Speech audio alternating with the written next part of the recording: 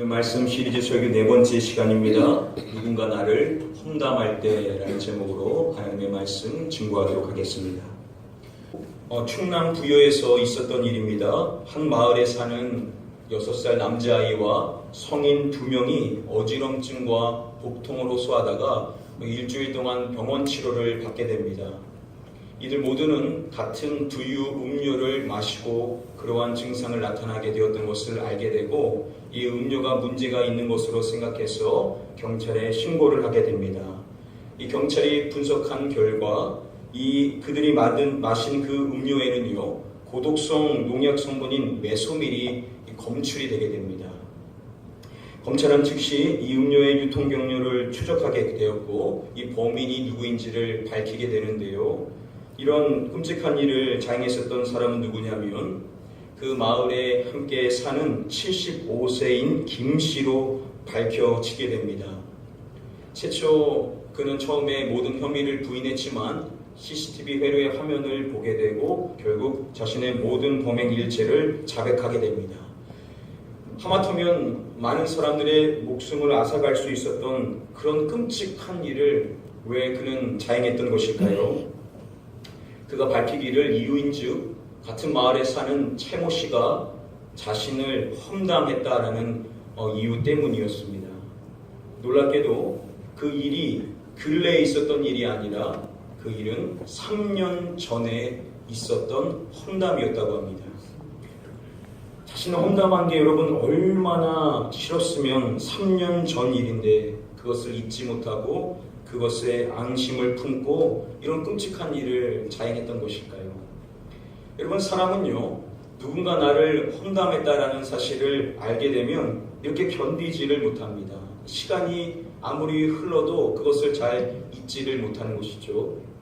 저희 역시도 마찬가지 아닙니까? 저희도 평화롭게 잘 인생을 살다가 누군가 나를 험담하는 사실을 알게 되면 그 평화가 딱 깨지고 우리의 마음이 흔들리게 되지 않습니까? 그리고 인간적으로 반응해서 도대체 왜 그런지 그 사람과 대면하며 결국 다툼을 하게 되는 것이 우리의 연약한 모습일 것입니다.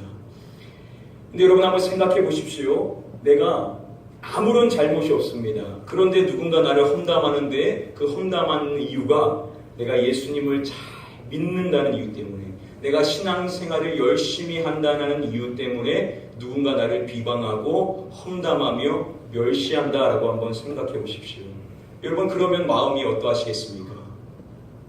오늘 본문인 시편 119편의 저자가 바로 그런 상황 속에 놓여 있었습니다. 그는 수많은 사람들의 비방과 멸시를 받았고 고관들의 험담, 비방의 말을 들어야만 했었습니다. 왜 사람들이 시편의 이 저자를 그렇게 비방하며 멸시하였던 것일까요? 그 이유에 대해서 제임스 몽고베리 보이스라는 목사님이 그것을 이렇게 설명을 해줍니다. 그가 밝혀주기를 본 시편의 저자는 하나님의 말씀대로 산다는 이유로 사람들에게 비방을 받았다라고 그렇게 설명을 해줍니다.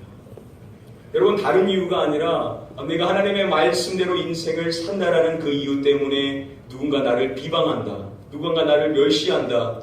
여러분 얼마나 억울하겠습니까? 그런 억울한 상황에 놓여있는 시편의 저자가 오늘 본문 말씀에 밝혀지고 있는 그의 반응에 대한 고백의 말씀을 보면 우리가 동일한 상황에 놓일 때 누군가 나를 험담할 때 우리가 어떻게 믿음으로 반응해야 되는지 오늘 말씀을 통해서 우리는 3가지의 가르침을 받을 수가 있습니다. 이 시간 먼저 바라옵기는 오늘 말씀을 통하여서 저와 여러분들 다시금 믿음이 성숙해져서 누군가 나를 험담할 때 억울한 상황에 놓였을 때 인간적으로 반응한 것이 아니라 믿음으로만 반응하실 수 있으신 저와 여러분들 다 되실 수 있게 되기를 먼저 주님의 이름으로 간절히 축복드립니다. 아멘. 우리 함께 다음에 본문의 말씀을 같이 한번 읽어보도록 하겠습니다. 주의 종을 위대하여 살게 하소서. 그리하시면 주의 말씀을 지키리이다. 지금까지의 시편의 말씀을 쭉 살펴보시면요, 시편의 저자가 자신에 대해서 말할 때 먼저 첫 번째 연에서 말씀 보시면 내가 주의 모든 계명이, 내가 주의 의로운 판단을, 내가 주의 율례들을 이렇게 자신을 이야기할 때 내가 라고 그렇게 이야기를 합니다. 마찬가지로 두 번째 연애 말씀도 다 보시면은 자신을 표현할 때 내가 라고 그렇게 동일하게 표현하고 있는 것을 볼 수가 있습니다. 자, 이제 세 번째 연애에 해당하는 것이 오늘 본문의 말씀인데요. 오늘 본문의 말씀의 첫 절인 앞서서 읽은 17절의 말씀에 보시면은 그가 최초로 자신을 호칭할 때 다르게 부르고 있는 것을 볼 수가 있습니다. 그가 뭐라고 이야기하냐면 자신을 주의 종을 이라고 그렇게 호칭하고 있는 것을 볼 수가 있습니다. 원어나 영어 성경어로 보시면은 당신의 종이라고 그렇게 부르고 있는 것을 볼 수가 있는데요. 왜 그는 자신을 이렇게 종이다, 주의 종, 저는 당신의 종입니다 라고 그렇게 호칭을 하는 것일까요? 1년과 2년에서는 전혀 그렇게 부르지를 않는데 이 3년에 들어가면서 그가 자신을 그렇게 다르게 호칭을 하고 있는 것입니다. 저명한 강해 설교 교수인 크리스토퍼 애쉬라는 교수가 이렇게 설명을 해줍니다.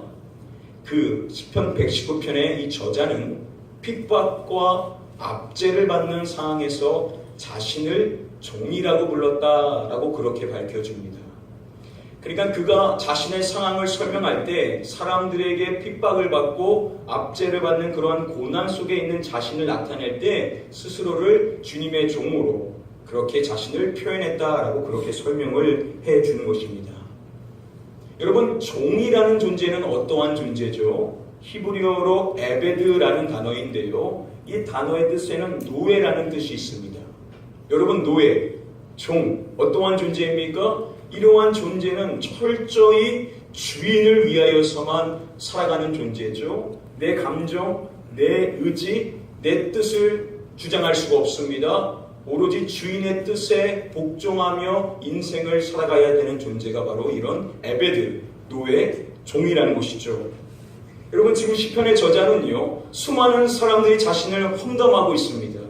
여러분, 이때 만약에 이 시편의 저자가 세상 사람들과 마찬가지로 내 인생을 내가 주인이라고 생각하면서 여겼다라고 한다면 그는 분명히 세상 사람들과 똑같이 반응을 했었을 것입니다.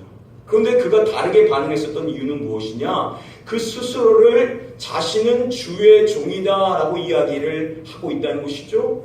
내가 내 인생의 주인이 아니라는 것입니다. 내 인생의 주인은 당신입니다. 내 인생의 주인은 주님이십니다 라고 고백하며 자신은 에베드, 저는 당신의 노예입니다. 저는 당신의 종입니다 라고 고백함으로써 자신의 감정대로 반응을 하지를 않더라는 것이죠.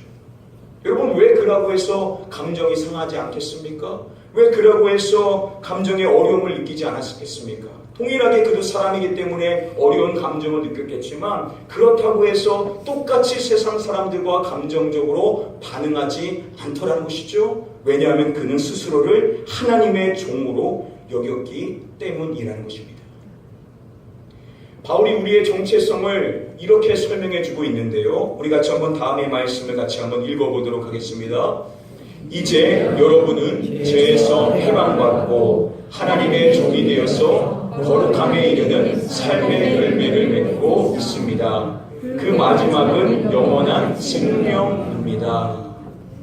바울이 말하기를 저와 여러분들은요, 거룩함에 이르는 삶의 열매를 맺기 위하여서 우리는 하나님의 종이 되었다라고 그렇게 밝혀주고 있습니다. 사랑하는 성도 여러분들, 저와 여러분들은 우리 스스로가 인생의 주인이 아니라 하나님이 우리의 인생의 주인, 우리는 하나님의 종으로서 부름받았다는 사실을 우리는 다시금 깨달아야만 될 줄 믿습니다. 아멘. 우리가 이와 같은 사실을 깨닫게 되었었을 때 인생이 달라질 수 있다는 것이죠. 지금 시편의 저자가 그와 같은 마음으로 하나님의 종, 주님의 종으로서 자신을 정체했기 때문에, 자신을 그렇게 정의했기 때문에 세상 사람들과 다르게 반응할 수 있었다라고 첫 번째 이야기하고요. 또한 오늘 본문의 말씀에 보시면은 그가 스스로를 주의 종이라고만 말하는 것이 아니라 또한 이렇게도 말하는 것을 볼 수가 있습니다. 나는 땅 위에 잠시 동안 떠도는 나그네입니다. 주님의 계명을 나에게서 감추지 마십시오 라고 그렇게 고백합니다. 그가 스스로를 뭐라고 이야기하냐면 자신은 잠시 동안 이 땅에서 떠도는 나그네다 라고 그렇게 고백을 하고 있는 것입니다. 이러한 고백은 그에게 많은 믿음의 사람들을 통해서도 들어볼 수가 있는데요. 이스라엘의 전성기를 구가했었던 다윗 왕 역시도 이렇게 고백하는 것을 볼 수 있습니다.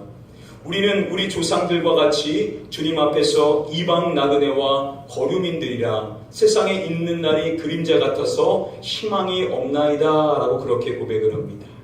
가장 많은 권세를 누렸었던 그가 이스라엘 백성들을 대표하여 우리의 정체성을 그가 이야기하는데 뭐라고 이야기합니까? 우리는 주님 앞에서 이방 나그네와 같다라는 것입니다. 자신들은 나그네로 이 땅의 인생을 살아가는 잠깐 있다 떠나게 되는 나그네다라고 이야기를 하고 있는 것이죠.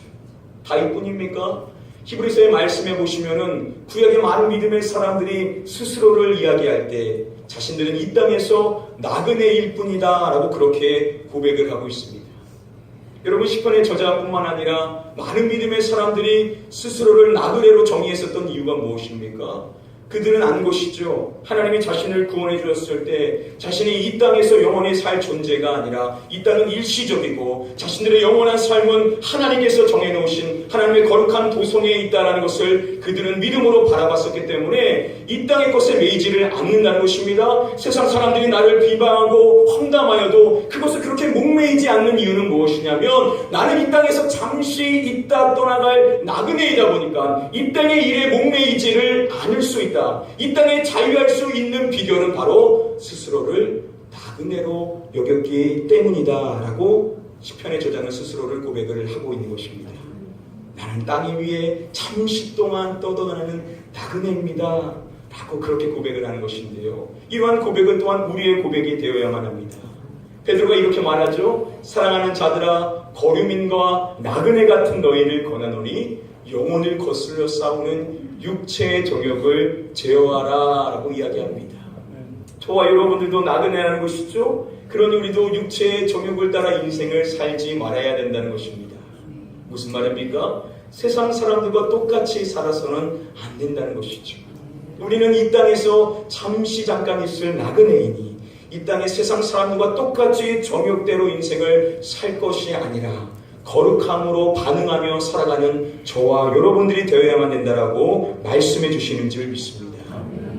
이렇게 시편의 저자가 스스로 정체성을 확립할 때 자신을 하나님의 종으로 그리고 나그네로 여겼기 때문에 사람들의 험담과 비방이 인간적으로 반응하지 않을 수 있었다라고 우리에게 이야기해 줌으로써 오늘 하나님이 우리에게 주시는 첫 번째 믿음의 가르침은 바로 이것입니다.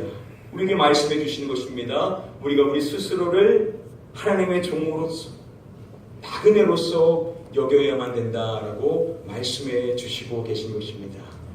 사랑하는 성도님들, 저와 여러분들은 우리가 인생의 주인이 아니라 하나님이 우리 인생의 주인이시고 우리는 이 땅에서 영원히 살 존재가 아니라 나그네로 잠깐 거할 인생이라는 사실을 다시금 깨달으시고 이 땅의 세상의 문제에 묵며 인생을 사시는 것이 아니라 자유함을 누릴 수 있는 저와 여러분들 다 되시기를 주님의 이름으로 간절히 축복드립니다.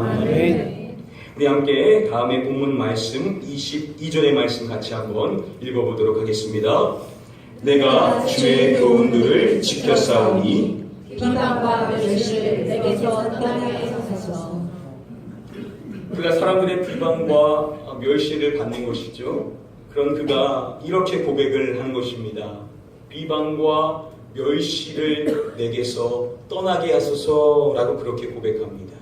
이것은 그가 하나님께 간곡히 간구하는 그런 기도의 제목인 것이죠. 여러분, 우리가 누군가 나를 비방한다라는 사실을 알게 되면 우리는 어떻게 합니까? 그 사람에게 찾아가죠. 아니면 나와 가까이 있는 사람한테 찾아가서 어떻게 그럴 수 있냐라고 이야기하며 사람을 대면하게 되는 것이 우리의 연약한 모습일 것입니다.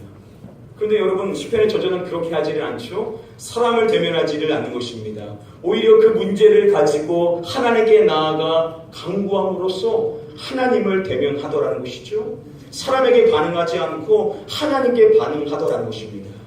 다음의 말씀도 보시면은 이렇게 이야기하는 것을 볼 수 있습니다. 고관들도 앉아서 나를 비방하였사오나 주의 종은 주의 율례들을 작은 소리로 읊조렸나이다 라고 그렇게 고백을 합니다. 여러분, 고관들은 그 누구보다도 공명정대해야 될 사람입니다. 그런 사람들이라도 시편의 저자의 억울함을 헤아려 줘야 될 것인데 오히려 그들 역시도 시편의 저자를 비방하고 있는 것입니다. 여러분, 그러면 찾아가서 따져야죠. 어떻게 당신들이 나한테 이럴 수가 있습니다 라고 이야기해야 정상인데 시편의 저자는 그렇게 하지를 않는 것입니다. 어떻게 반응하냐? 그는 고백하는 것입니다. 주의 종은 주의 율례들을 작은 소리로 읊조렸나이다 라고 고백함으로써 하나님의 말씀으로 나가는 것이죠. 하나님의 말씀을 암송함으로써 그 말씀에 반응하였다라고 그는 그렇게 고백을 하고 있는 것입니다. 나를 비방하는 그 사람에게 찾아가서 그 사람을 대면하며 그 사람에게 반응하는 것이 아니라 하나님께 간구하며 하나님의 말씀을 가지고 암송하며 묵상함으로써 하나님을 대면하고 하나님께 반응하더라는 것입니다. 17세기 청교도의 유명한 목회자였었던 토마스 맨턴이 이러한 이야기를 했었습니다. 농부들이 땅에 물이 넘칠 때 물고랑을 만들어 물을 다른 곳으로 돌리듯이 우리의 마음과 생각이 근심으로 가득할 때에는 그 마음과 생각의 초점을 다른 데로 돌려야만 한다라고 그렇게 설명을 해줍니다. 여러분, 우리가 누군가를 험담할 때 그 사람을 자꾸 생각하면 근심이 쌓이죠. 미움의 마음이 쌓이고 그 마음에 증오하는 마음이 쌓일 수밖에 없습니다. 그대로 둬서는 안 된다는 것이죠. 그것을 다른 방향으로 돌려야만 한다는 것입니다. 여러분, 그렇다면 어디로 돌려야 될 것일까요? 다른 사람에게 가져가서 다른 사람에게 돌려야 될까요? 나의 억울함을 다른 사람에게 하소연해야 될까요?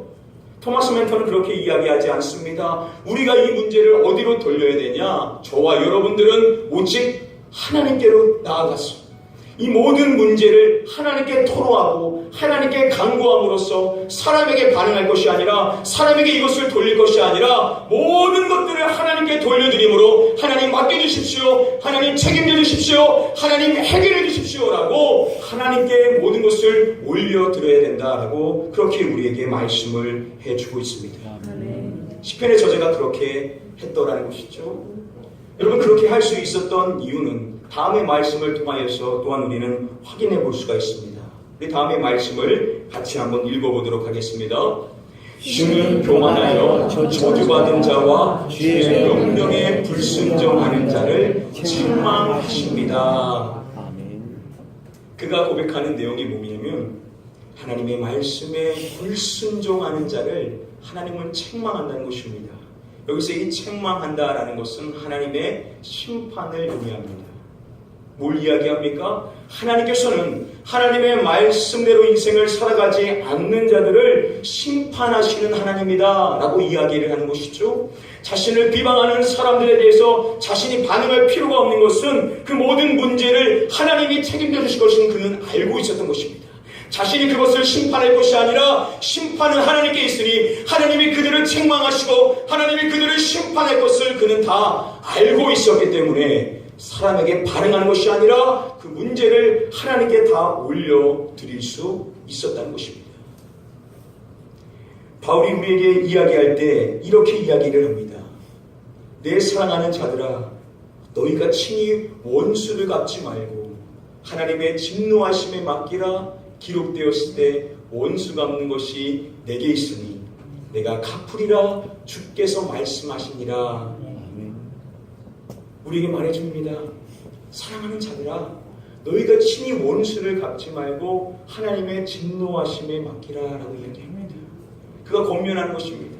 사랑하는 형제들, 여러분들에게 원수들이 많이 있죠. 그것을 스스로 갚지 마십시오. 하나님께 그것을 맡기면 됩니다. 왜 그렇게 이야기하냐? 기록되었을 때 원수 갚는 것이 내게 있으니 내가 갚으리라고 주님께서 친히 말씀해 주셨다는 것이죠. 하나님이 갚아주신다는 것입니다. 하나님이 책임져 주신다는 것입니다. 억울함이 있으면 그 억울함을 하나님께 맡겨드리면 반드시 하나님께서 책임져 주시고 갚아주신다라고 우리에게 말씀해 주시는 줄 믿습니다. 여러분, 그러니 우리가 반응할 필요가 없다는 것이죠. 우리가 똑같이 인간적으로 반응하며 싸울 필요가 없다는 것입니다. 하나님께 맡겨드리면 하나님이 다 갚아 주실 것이니까 우리는 그저 하나님께 맡기면 된다라고 우리에게 말씀해 주시고 계시는 것입니다. 바로 이것이 우리에게 말씀해 주시는 두 번째 말씀의 가르침입니다. 저와 여러분들은 말씀과 기도와 말씀으로 우리가 사람을 대면할 것이 아니라 하나님을 대면하면 문제가 풀릴 수 있다는 것입니다. 누군가 나를 억울하게 하면 기도하면 되고 말씀으로 나아가게 되면 하나님이 그 문제를 자연스럽게 다 해결해 줄 거니까 우리는 그 문제를 갖고 염려하지 말라라고 우리에게 말씀해 주시는 줄 믿습니다. 사랑하는 성도님들, 억울한 문제 가운데 빠져 있습니까? 더욱 하나님을 대면하시고 말씀과 기도로 전무하심으로써 이 모든 문제를 해결해 주신 하나님을 만날 수 있게 되시기를 주님의 이름으로 간절히 축복드립니다. 아멘. 저희 마지막으로 우리 다음에 본문 말씀 같이 한번 읽어보도록 하겠습니다. 내 눈을 열어서 주의 율법에서 놀라운 것을 보게 하소서.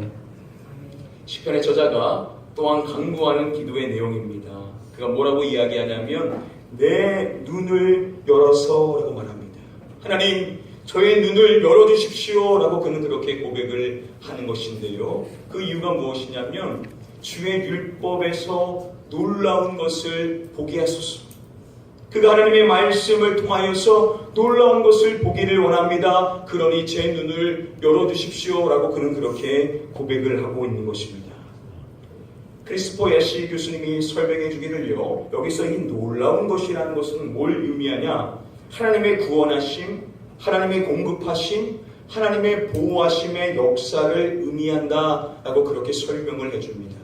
자, 하나님의 말씀 가운데 하나님께서 주의 백성들에게 베풀어 주시는 그 구원과 그 공급하심과 그 보호하심의 그 은혜, 그것을 보기를 원합니다 라고 고백하는 것은 어떠한 의미냐? 성령에서 하나님이 보여주신 그 놀라운 역사들, 그 하나님이 바로 저의 하나님이라는 것을 제가 깨닫기를 원합니다. 저도 그 하나님을 만나기를 원합니다. 그 하나님은 나의 삶 속에서 날마다 만남으로 말미암아 내 인생의 모든 문제들이 다 하나님께 달려있음을 깨닫기를 원합니다 라고 그렇게 그는 고백을 하고 있는 것입니다.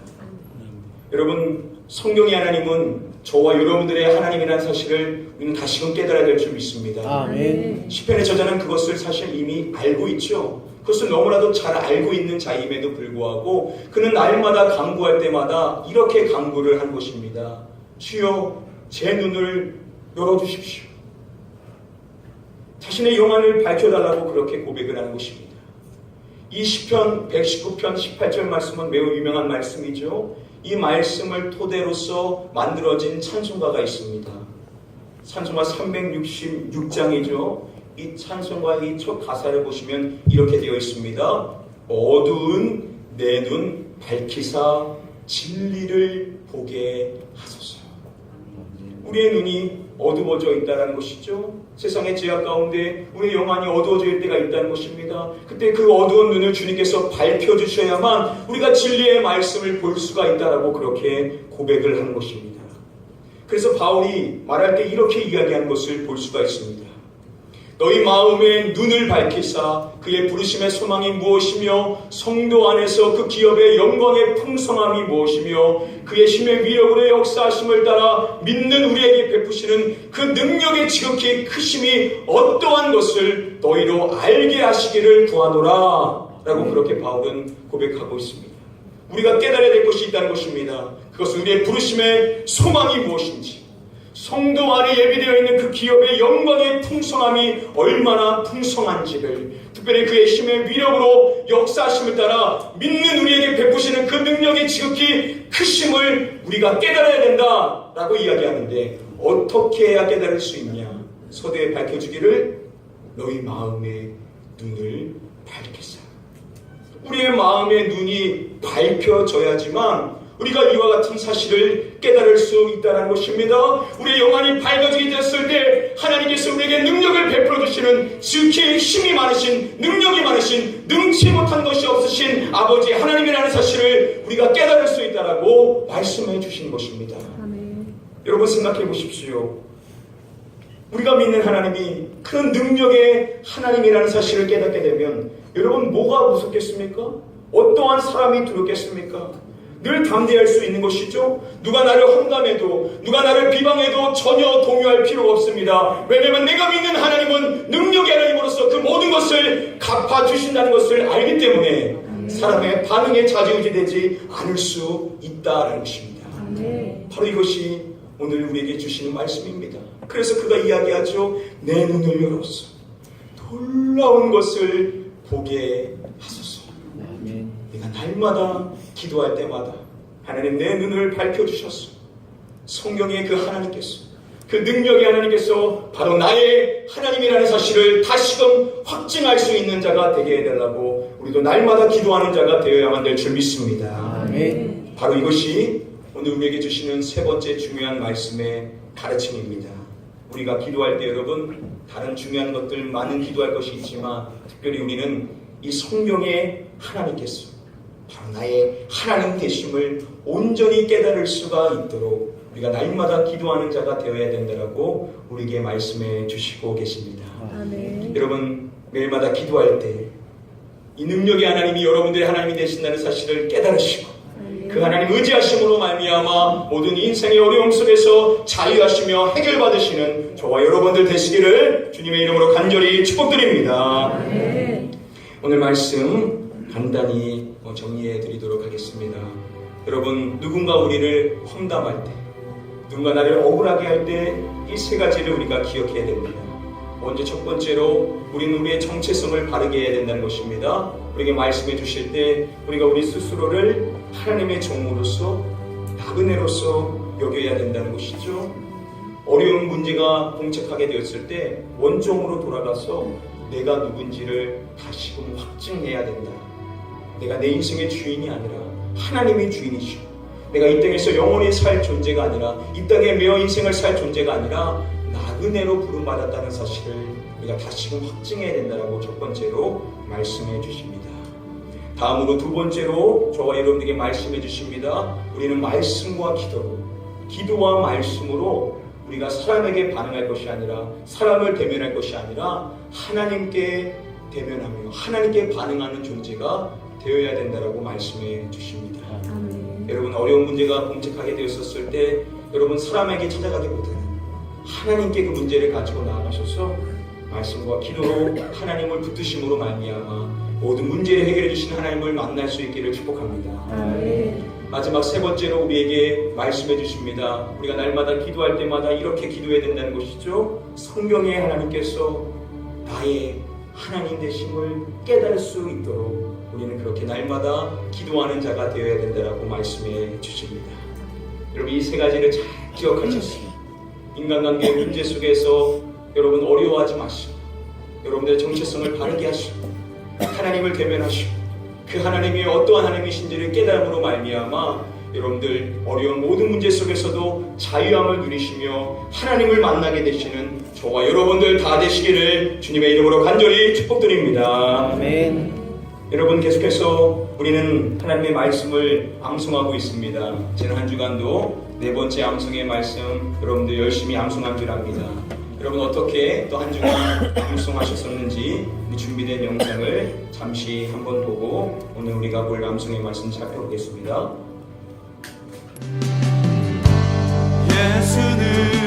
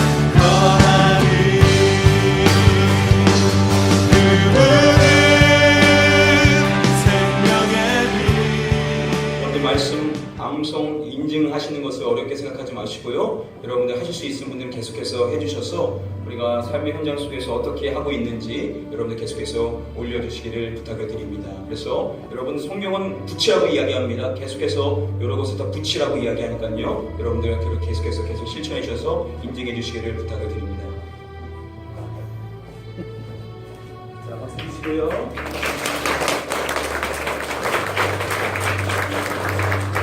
오늘 우리가 함께 살펴볼 5번째 암송 말씀, 여러분들이 가지고 있는 말씀 카드에 있는 거로 같이 한번 보시고 같이 한번 읽어보도록 하겠습니다. 5번째 암송할 축복의 말씀, 우리가 함께 살펴봤었던 시편 119편 18절 말씀입니다. 여러분들이 가지고 있는 말씀 카드로 같이 한번 천천히 읽어보도록 하겠습니다. 내 눈을 열어서 주의 율법에서 놀라운 것을 보게 하소서. 한 주간도 여러분들 이 말씀 암송하셔서 하나님의 놀라운 은혜들을 발견하시는 저와 여러분들 다 되시기를 주님의 이름으로 축복드립니다. 아멘. 우리 자리에서 일어나셔서 같이 한번 찬양하실 때 어두운 내 눈 밝히사 진리를